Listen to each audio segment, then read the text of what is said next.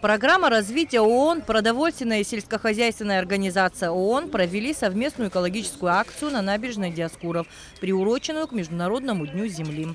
Экологи, активисты, волонтеры и жители Сухума высадили в Приморском парке на набережной Диоскуров 30 сортовых саженцев сирени.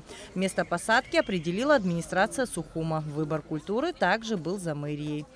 Высадка деревьев является традиционным способом празднования этого дня, отмечает инженер благоустройства администрации города Сухум Кама Кутылья. Что природа дает нам жизнь, а давайте мы природе поможем стать бесконечной. Я хочу всех вас отблагодарить за такое благое дело. Девочки, вы молодцы. Вот мы очень долго с ними ходили, выбирали место.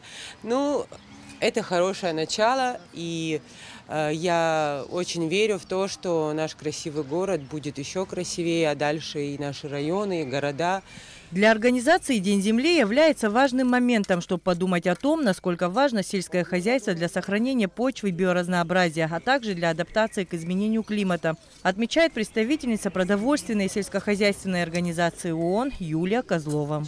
С 2016 года ФАО активно работает над сохранением эндемичных видов, над уменьшением использования пестицидов и над сохранением почв. Организаторами акции также были приготовлены подарки и сувениры для каждого участника. Историю одного из сувениров рассказывает автор Анастасия Шунгина. Когда я рисовала эту картину, я решила отойти немного от ассоциации первого порядка, что женщина работает. И в голову мне пришла идея о том, что женщина – это не только человек, но также и природа.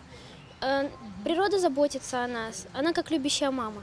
Мне кажется, это очень важно для развития страны, для того, чтобы молодежь участвовала в таких конкурсах, потому что это все-таки наша природа, наша страна, и мы должны о ней заботиться так же, как она заботится о нас. Существует Совет ботанических садов СНГ, в который входят все государственные сады Содружества. Этим же государством установлен праздник сирени, когда можно приходить на место высадки сиреневой аллеи и принять эстафету праздника, отмечает профессор Сергей Бебия. Очень важно ваше самое не только вот такое узкое мероприятие, но выступать в эфире, пропагандировать об охране нашей земли, нашей природы. Сергей Бебия рассказал участникам акции о том, какие бывают сорта сирени и как правильно нужно их сажать и ухаживать. Все зависит от величины лунки. Лунка, диаметр зависит от величины саженца. Если они очень крупные, то лунки должны быть больше. Так должно быть, чтобы корневые системы к плотной стене не прикасались. Необходима рыхлая почва.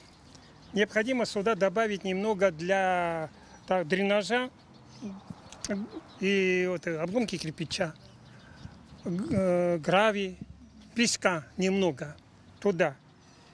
Почва должна быть более такой чистой, рыхлой. Сперва ямку засыпаем полностью.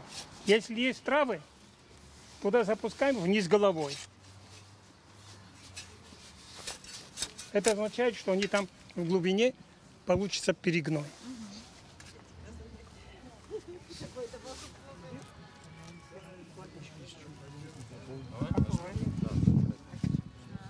Представители столичной администрации пообещали оказывать помощь и поддержку в акциях подобного рода, направленных на облагораживание города.